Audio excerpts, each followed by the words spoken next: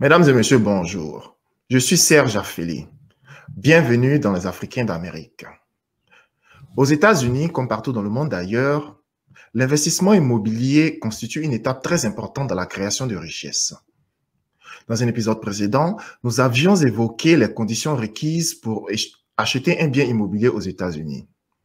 Aujourd'hui, nous parlerons plutôt de l'investissement immobilier comme source de rente.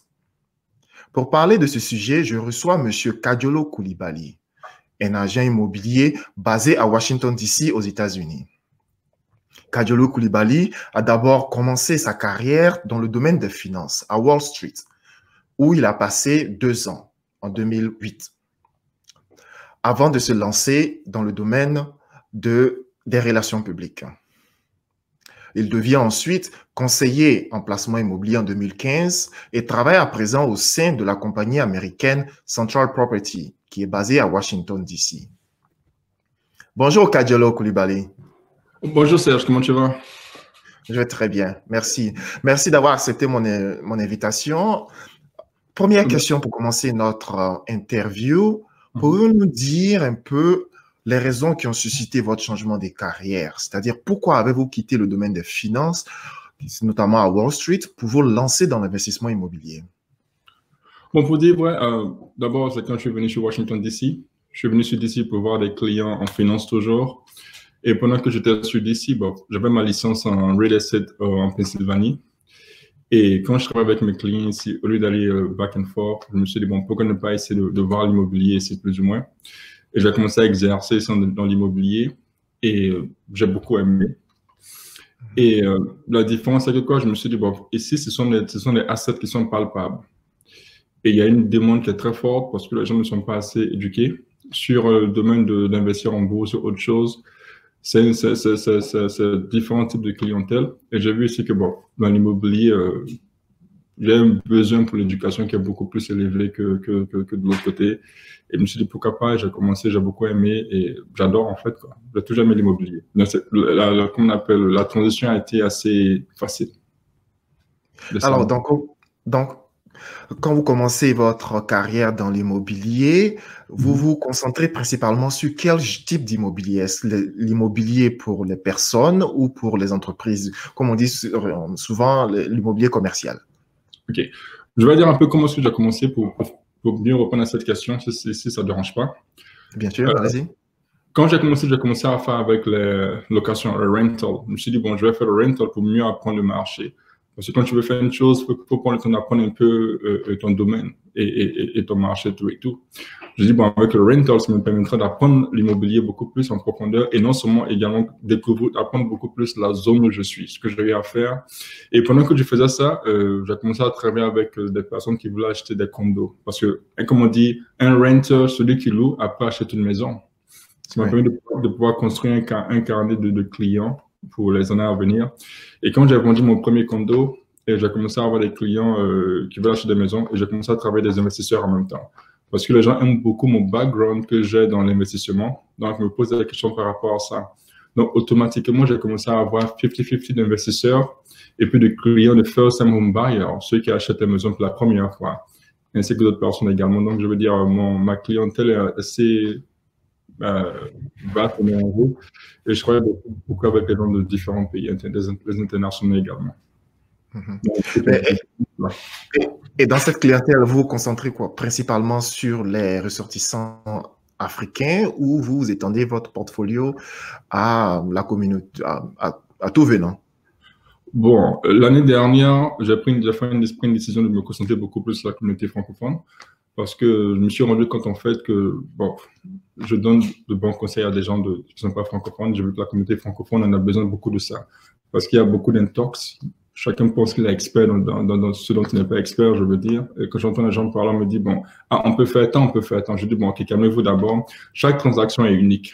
Donc, ne prenons pas la transaction de Paul pour dès qu'elle sera similaire à celle de Pierre.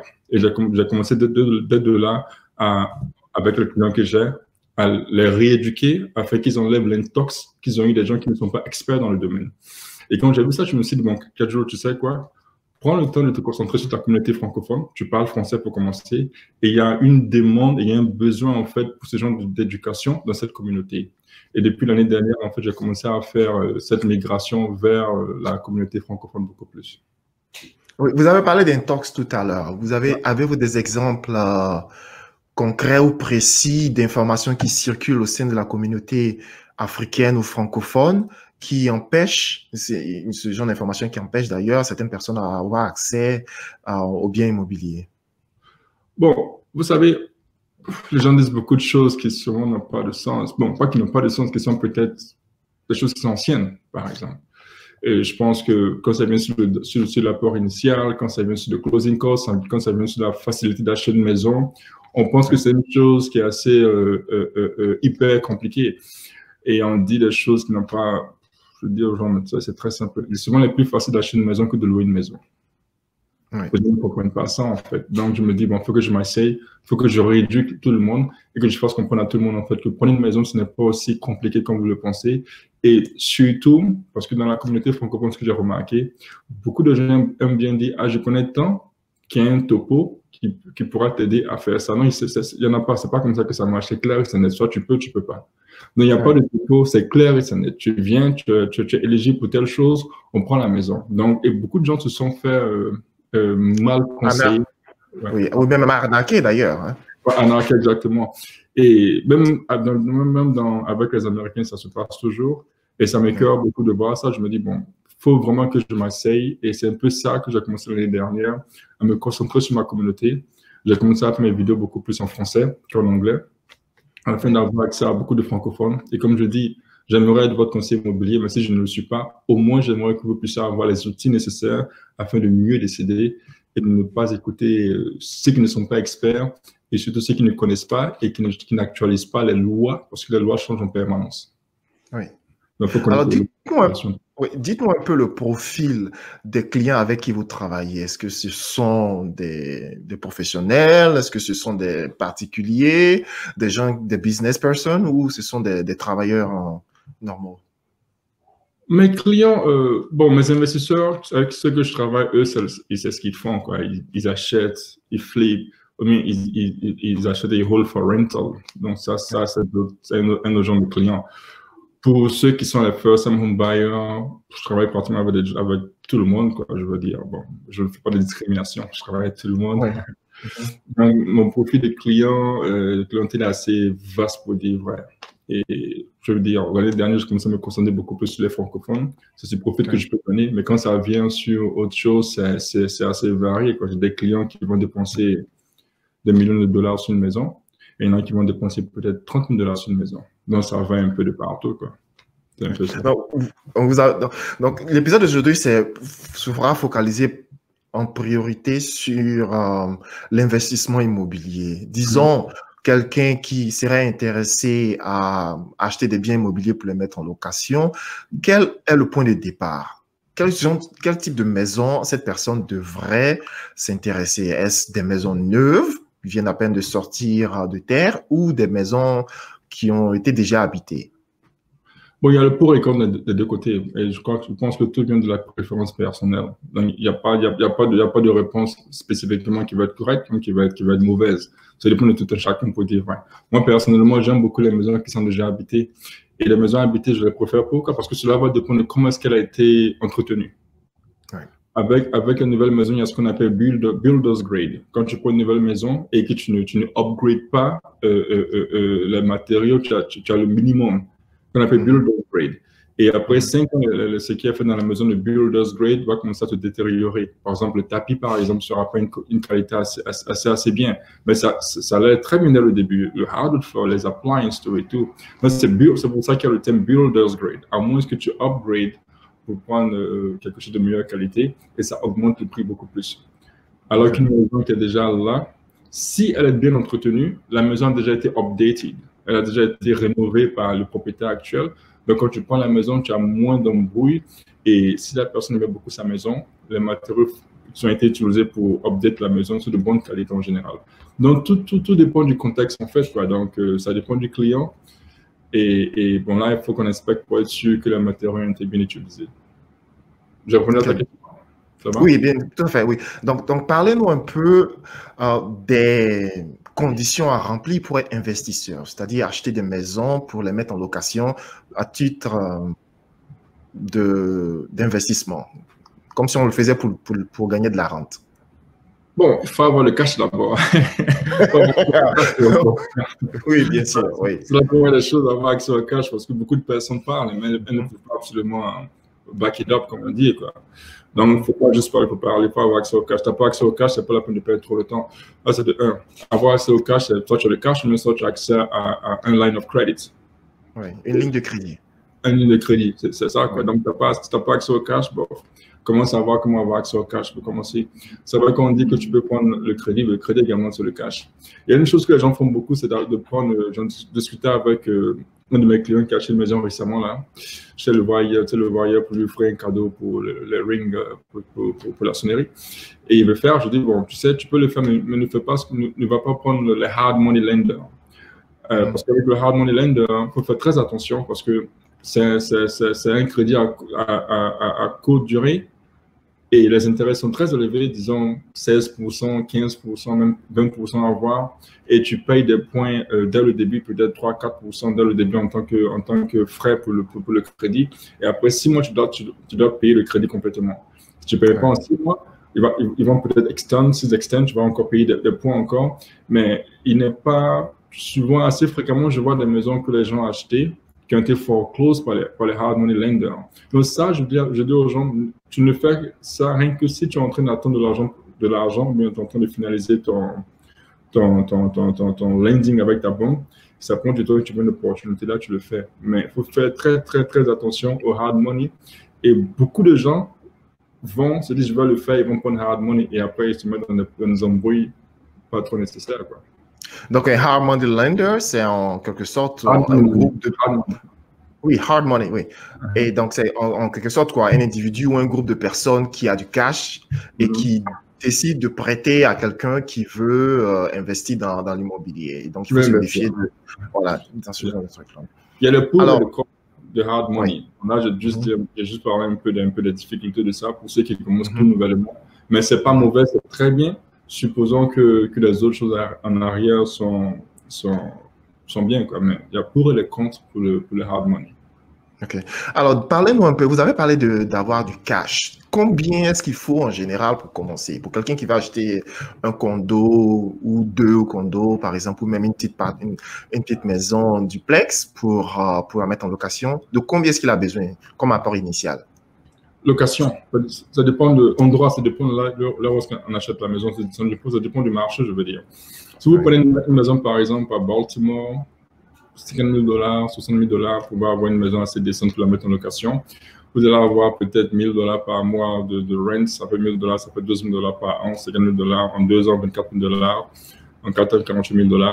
La maison est payée en 4 ans par là, à peu près, 4 ans et demi, ça va, quoi, je veux dire. Ouais. Et si vous voulez prendre une maison, à Washington DC, ça va dépendre où à Washington DC. Ça peut coûter 200 à 600 000, ça dépend de votre budget. Et vous devez comprendre une chose également. Quand on prend une maison qu'on met en location, on a également réfléchi aux gens de clientèle qu'on va avoir en tant que locataire pour la maison, en tant que renter.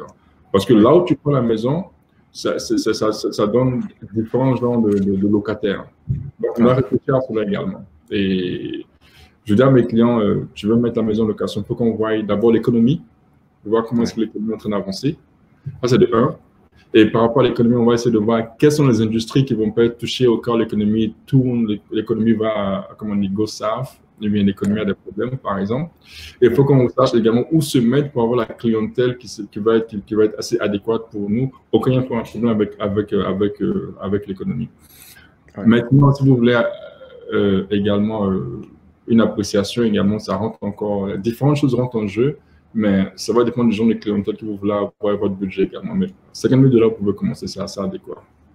Alors, 50 000 $, c'est pour acheter cash ou c'est pour faire un apport initial pour acheter cash? Est-ce qu'il est conseillé de prendre un prêt immobilier pour acheter des maisons, en fait, de les mettre en location? C'est-à-dire, vous venez avec un apport initial de 20% pour acheter une maison et la mettre en location et espérer prendre l'argent du loyer pour rembourser le crédit bancaire.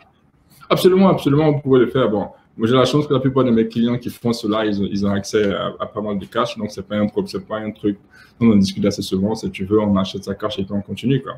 Mais bon, ouais, absolument. Et si tu prends le cash pour acheter une maison, il faut être sûr au moins que le rent, le loyer mensuel pourra couvrir le mortgage ainsi que tous les frais qui vont venir avec avoir la maison, c'est-à-dire assurance, taxes, tout et tout. Si c'est un condo, le condo fee par exemple, le HOA, afin que chaque mois, quand le locataire paye son loyer, tu n'as pas à structurer l'argent dans ton propre compte bancaire pour payer la différence. Donc, c'est très important. Donc, il faut être sûr que le mortgage, le rent qu'on va recueillir pourra couvrir le mortgage ainsi que les autres frais et peut-être même avoir un peu de réserve pour juste au cas où il y a des réparations à faire sur la maison. Donc, moi, ce que je conseille en général, c'est d'acheter un 4-unit building, un building de 4 appartements. Là, au moins, si une personne ne paye pas son loyer, il y a 3 personnes qui vont payer le loyer. Qui vont payer, tu vois. Ouais. Donc, c'est ce que je conseille, mais bon, tout dépend de tout de chacun, quoi, je veux dire. Alors, donc, pour un investissement pareil, disons dans votre zone où vous êtes, un investissement de 4 appartements, à combien ça peut remonter environ? Pour être un peu plus concret dans les chiffres. Bon, moi, l'année dernière, je vendais un appartement un building de 2 appartements à 1 million 100 par là. Ben, ça va, quoi. C'est pas mauvais, je veux dire. Le prix était assez adéquat pour la zone. Tout dépend de la zone, mais avec 500 000 $, je me dis à 1 million, 2 millions, pour avoir quelque chose de très adéquat, très bien. Et là, on est en millions de dollars, hein, on n'est pas en millions de francs. Oui, millions de dollars, ouais. Pas dollars. Il faut clarifier cela. Ouais, il faut clarifier cela parce que, bon, nos auditeurs qui nous écoutent depuis l'Afrique pourraient se dire, ah ben, avec 1 million de francs CFA, on peut acheter un bâtiment de 4 appartements aux États-Unis, ce qui n'est pas le cas. Nous parlons là d'1 million de dollars, oui. Ouais, 1 million de francs CFA, c'est zéro, c'est juste 2 000 $. Tu ne peux rien faire avec ça. Ouais, ok. Bon, désolé de dire ça comme ça. Pour moi, disons 500 millions de francs CFA, c'est pas 1 million de dollars, à peu près, c'est ça qu'on parle. Ouais. Faut au minimum 500 000 $, soit 250 millions de francs CFA, je veux dire, au minimum, à 1 million, 2 millions, c'est-à-dire 500 millions à 1 milliard. 1 milliard de francs CFA, ouais. ok. Mais ça va, quoi. Une fois que tu as ça, tu as toute la variété, ça va, quoi. C'est pas trop compliqué. Ok. Alors, parlez-nous aussi d'un business très florissant ici aux États-Unis qui s'appelle le house flipping, qui peut être traduit comme étant la rénovation immobilière. Alors, il y a plein de gens qui sont intéressés, il y a beaucoup de publicités qui passent à l'heure à la télévision ou sur les réseaux sociaux qui incitent les gens à acheter des maisons en état de délabrement, les retaper, les revendre à un prix un peu plus élevé afin de faire un profit dans 4, 5 ou 6 mois. Que pensez-vous de cette approche? J'ai beaucoup de clients qui font cela. J'en ai qui ont laissé le travail pour venir faire cela. Comme je dis à tout le monde, si c'était passé, tout le monde l'aurait fait. Ouais. Et c'est un domaine qui n'est pas facile. Ouais. Et je peux être bien, pas facile. Tu dois travailler avec les contracteurs qui vont te faire tourner en rond, et c'est de là maintenant, bon, je vais essayer de discuter de ça de façon un peu très brève pour ne pas entrer dans trop de détails. Ouais. D'abord, il y a les contracteurs qui ne sont pas assez reliable, assez sérieux, qui vont te faire perdre ton temps, tout et tout. Il y a le coût qui augmente tu vas te dire, j'ai un budget de 100 000 $ pour faire 100 000 $, 50 millions de francs CFA pour faire la rénovation. C'est plus facilement aller de 100 000 à 150 000 $. Très facilement. Avec le coût qu'on n'arrive pas à avoir, par exemple. Et ce qui s'est passé avec Covid, j'ai des clients qui étaient en train de travailler sur des chantiers pour flip. Quand Covid est arrivé, les matériaux n'arrivaient pas à venir de la Chine. Donc, pour pouvoir finir le projet, c'était compliqué. Ainsi que également pour faire le permitting. C'était compliqué d'avoir le permitting, par exemple. Pour avoir le permis de construire, oui. Construire les Et c'est une chose, je me dis, bon, si tu veux y aller, il faut avoir du cash. Parce que si tu fais le hard money lender, comme je disais un peu plus tôt avec le hard money lender, ce que beaucoup de gens disent d'aller faire, quand tu as le hard money lender, tu as un deadline quand tu dois payer le crédit.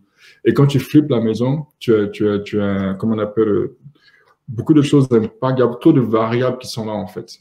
Et quand tu finis, tu dois vendre la maison. Et tu n'es pas garanti de vendre la maison en 1 semaine. Tu as te fait 3 mois, 4 mois pour vendre la maison, en fonction de là où est-ce que la maison est.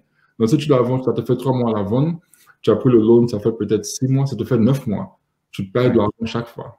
Et donc, quand tu flippes une maison, pour te dire, il y a ce qu'on appelle les hard costs et les soft costs. Le soft cost, ça peut être ton essence, ça peut être autre chose auquel tu ne penses pas. Et ça s'accumule. Donc, tu vas de 100 000 à 150 000 facilement. Et quand tu finis, tu dis, mais je me suis fait un profit de 20 000 $. Ça va, 20 000 $, ça va, quoi. Mais quand tu commences à avoir ton temps que tu investis là-dedans, tu vois en fait que ton temps revient à 15 ou 20 $ de l'heure. Oh, wow. Avec ton profit. Je dis, mais c'est une perte de temps. Je ne peux pas aller faire autre chose avec ce temps-là que de juste m'asseoir à me faire 20 à 30 $ par heure en me faisant 20 à 30 $. Ça veut dire que 20 à 30 $, c'est bien, mais ton temps, en fait. Et c'est ce que les gens ne comprennent pas. Quelle est la valeur de ton temps? Donc, quand tu veux faire certaines choses, essaie de voir, en business en général, je veux dire, c'est de voir d'être sûr à peu près que le flipping que tu vas faire est bien. C'est un truc assez bien, mais il faut savoir ce que tu fais, mais ne le fais pas juste parce que les gens le font pour se faire de l'argent, parce que c'est très compliqué et beaucoup de personnes perdent leur argent et perdent la maison qu'elles sont en train de rénover également. Mais tu peux te faire beaucoup d'argent, on peut dire. Ouais. Est-ce qu'il existe des success stories des personnes avec qui vous avez travaillé ou qui vous avez aidé à acquérir des maisons et en état de délabrement et qui ont réussi à tourner ces maisons-là et en fait des profits? Est-ce qu'il existe des exemples patents? Ouais, j'en ai plusieurs. Bon, je dis à tous mes clients, quand je travaille avec des clients, je leur dis, n'achète pas de maison sans me faire signe d'abord. Ne prenez aucune décision sans me faire signe d'abord. Parce que d'abord, moi, je dois vendre la maison. Donc, il y a ma réputation qui est sur la ligne.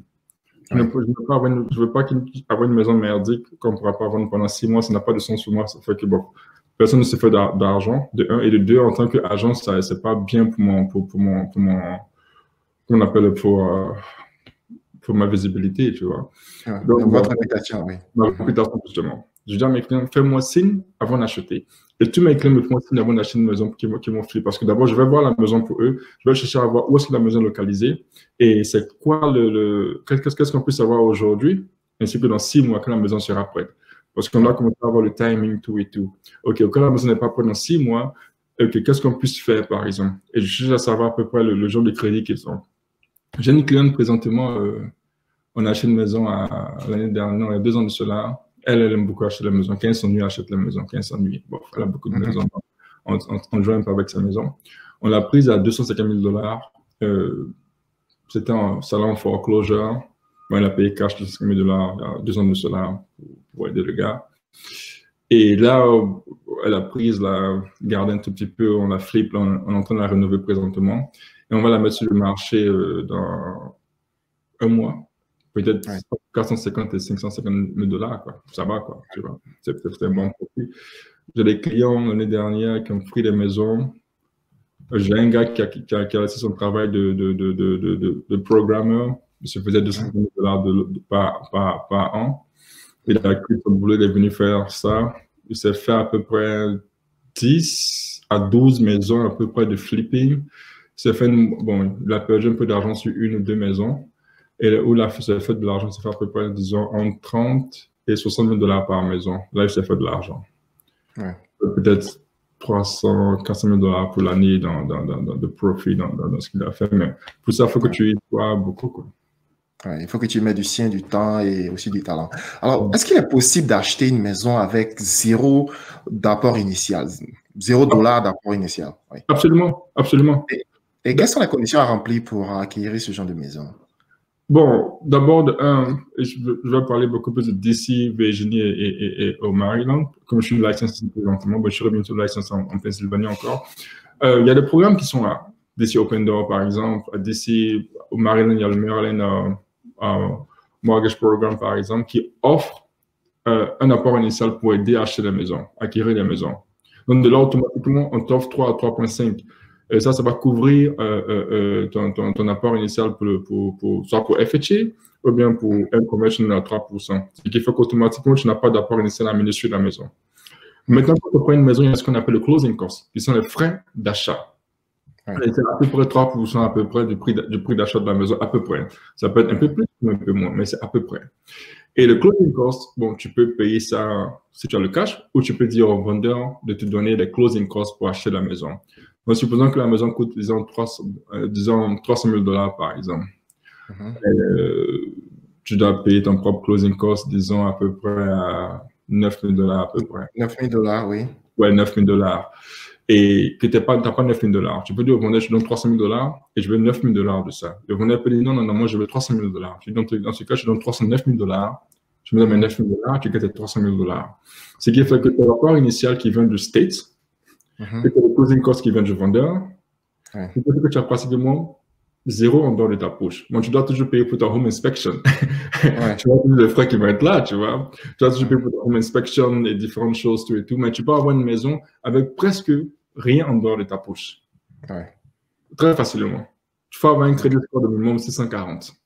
Un crédit score de minimum 640 et avoir un travail. Bien sûr. Évidemment. Évidemment. Au cas où tu es 1099, tu es self-employed, il te faut à peu près 2 ans de ça pour documenter. Et ils vont aller sur ton AGI, pas sur ton gross, sur ton AGI. Maintenant, il y a des banques qui peuvent aller sur ton gross. Bon, bien sûr, avec les nuances, le taux d'intérêt peut augmenter également, mais si tu veux un taux d'intérêt assez bas, ils vont aller sur ton AGI. Et quand on est self-employed, on veut absolument rabaisser le AGI pour payer moins de taxes. C'est quoi le AGI déjà? Adjusted Gross Income, c'est-à-dire que tu fais peut-être $100 000 pour l'année et tu vas faire les taxes, beaucoup de deductions, tout et tout. Tu pars ton income de $100 000, disons à $30 000 par exemple. Donc, adjusted gross income. Alors, voilà. nous allons changer un peu. Nous restons dans le même contexte. Parler cette fois-ci de location saisonnière. Parlez-nous un peu de l'investissement que ces opportunités-là représentent. Bon, j'avais commencé ça dans le temps avec une de mes clientes là, pour une maison faible. Après, j'ai arrêté juste avant que DC change ces lois. Ça va, quoi. C'est bien. Tu peux te faire pas mal d'argent. C'est assez rentable, pour dire vrai. La seule chose là, c'est que quoi, il faut souvent être sûr que, parce que les states peuvent changer la loi, par exemple. On va dire s'ils ont changé la loi ou pour faire Airbnb de façon truc, tu dois avoir une licence. Avant, il n'y a pas de licence à faire. Tu dois appliquer pour une licence, tout et tout. Il y a des stipulations pour faire le Airbnb. Maintenant, ça doit être owner-occupied et pas juste second home. Parce que les gens achètent la maison rien que pour faire le Airbnb. Donc, tu dois comprendre à peu près la loi qui est là où tu es. Et ben, ça va, quoi. Tu as ta maison, tu veux louer une chambre dans ta maison ou ton basement sur Airbnb. Parfait, c'est pas un problème. Donc, c'est bien. OK, donc pour la location saisonnière, ce qui correspond un peu au style Airbnb, tout dépend de l'endroit où l'on se trouve, que ce soit dans l'État du Maryland ou de la Virginie, il faut s'adapter aux lois locales. C'est ça, parce que les lois sont différentes de state en state. Et tu connais la loi, tu sais à peu près là où les gens veulent être, tu prends un coin, si c'est proche du métro, mais proche de certains endroits, c'est pas mal, quoi. Là, les gens viennent, ils louent et puis ça va. Ça va, quoi. C'est pas mal, c'est assez rentable pour dire, ouais. Est-ce qu'il y a des inconvénients à avoir ce genre d'investissement dans son portfolio? Bien, au cas où COVID est venu, COVID a nettoyé, a terrassé certaines personnes. Hein. Donc, il y a des gens qui ont perdu pas mal d'argent à cause de COVID. On ne sait pas ce qui va se passer. Et donc, en fait, il y a beaucoup de facteurs. Ça peut être impacté par l'économie, bien sûr. Si les gens ne voyagent pas, tu n'as pas grand-chose qui va rentrer dans la poche, tout et tout. Donc, c'est surtout ça, avoir une clientèle qui va venir chez toi. Donc, il faut savoir où est-ce que ta maison est localisée. C'est surtout location, comme on dit, location. Tu veux faire un truc, il faut savoir où ça va être localisé afin que les gens puissent venir assez fréquemment pour louer. Là, avec COVID, les gens cherchent à louer beaucoup plus en dehors de comment on appelle, de la ville, aller s'éloigner un peu plus de la ville, quoi. C'est un peu ça. Ouais. OK. Alors, nous allons changer de continent. Cette fois-ci, nous allons quitter le continent américain pour nous diriger vers l'Afrique. Vous revenez d'un voyage en Côte d'Ivoire, qui est d'ailleurs votre pays d'origine. Pouvez-vous nous parler un petit peu de l'état du marché immobilier en Côte d'Ivoire? Quelle est votre appréciation? Offre, demande, contre qualité. Pour nos auditeurs qui sont ici aux États-Unis et qui aimeraient investir en Afrique ou en Côte d'Ivoire ou dans un autre pays quelconque. Moi, j'ai été en Côte d'Ivoire, j'ai été voir, comme je sais pas, j'ai te le dire un peu plus tôt, je suis en train d'ouvrir une compagnie immobilière ici, je vais ouvrir une compagnie immobilière en Côte d'Ivoire également, cette année par la grâce de Dieu. Et Le marché, ça va, quoi. Il est assez bien. Bon, c'est pas deux différents marchés, je veux dire, ici et là-bas. Et il faut s'adapter au marché là-bas. La construction de là-bas, c'est-à-dire qu'il n'y a pas de règles vraiment comme ici, c'est pas assez bien assez organisé de cette façon, tout et tout. Mais il y a beaucoup d'opportunités. Il y en a vraiment beaucoup. Et j'ai été voir les terrains, j'ai été voir les maisons, tout et tout, pour conseiller certaines personnes. Et jamais le marché là-bas, je veux dire. C'est en train de s'étendre beaucoup plus. Donc, il y a beaucoup d'opportunités qu'on puisse capitaliser éventuellement. Et j'espère faire venir ces opportunités aussi à la diaspora ici, afin qu'on puisse capitaliser non seulement ici, mais là-bas également. OK. Alors, c'est quoi vos projets d'avenir? Vous avez parlé tout à l'heure de lancer votre propre agence immobilière dans les jours à venir. Pouvez-vous nous parler un peu de vos projets? Oui, absolument. Là, je compte ouvrir mon brokerage ici parce que bon, je voulais le faire et j'ai mon broker license. Je me suis dit, bon, OK, bon, comme je me concentre beaucoup plus sur ma communauté francophone, j'ouvre le brokerage ici à Washington, D.C., au Maryland, Virginie également. Et en Pennsylvanie, je vais également ouvrir en Pennsylvanie. Donc, je peux m'occuper des gens de Philadelphie. Je vais également ouvrir le brokerage en Georgie, pour ceux qui sont en Georgie, et également en Côte d'Ivoire. Et comme je disais à des clients ici, je veux pouvoir être le pont entre la diaspora ici et en Côte d'Ivoire. Et comme j'y vais fréquemment, aller voir un peu, m'occuper de les affaires immobilières là-bas, ainsi qu'ici en même temps. Et faciliter également l'acquisition de maisons ici pour ceux qui sont en Côte d'Ivoire également. Donc, essayer de faciliter l'échange financier dans l'immobilier entre les deux pays.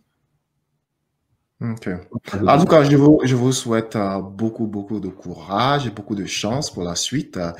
Nous sommes au terme de notre interview. Merci encore une fois d'avoir accepté mon invitation. Un dernier mot pour finir? Merci beaucoup, Serge. Ça me va droit au cœur. J'ai toujours été un grand fan de tes émissions. Ce que tu fais, c'est très bien pour la communauté francophone surtout parce que bon, on n'arrive pas vraiment à voir qui fait quoi et c'est cela, c'est qui fait qu'il y a beaucoup de flou dans notre communauté. Vraiment, je te félicite pour ça et je te remercie pour l'opportunité encore une fois. Merci beaucoup et bonne soirée. Bonne soirée à toi également. Merci. Bye bye. Ouais. Merci d'avoir suivi mon émission d'aujourd'hui sur l'investissement immobilier aux États-Unis avec Kadiolo Koulibaly. Si vous avez des questions supplémentaires, vous pouvez nous envoyer un email via notre site internet à www.africain-amérique.org ou postez vos commentaires sur notre page Facebook à Les Africains d'Amérique-officiel. Quant à moi, je vous donne rendez-vous la semaine prochaine pour parler avec un autre immigrant africain qui fait la fierté du continent en Amérique du Nord. Bon début de semaine à tous et à toutes et à très bientôt.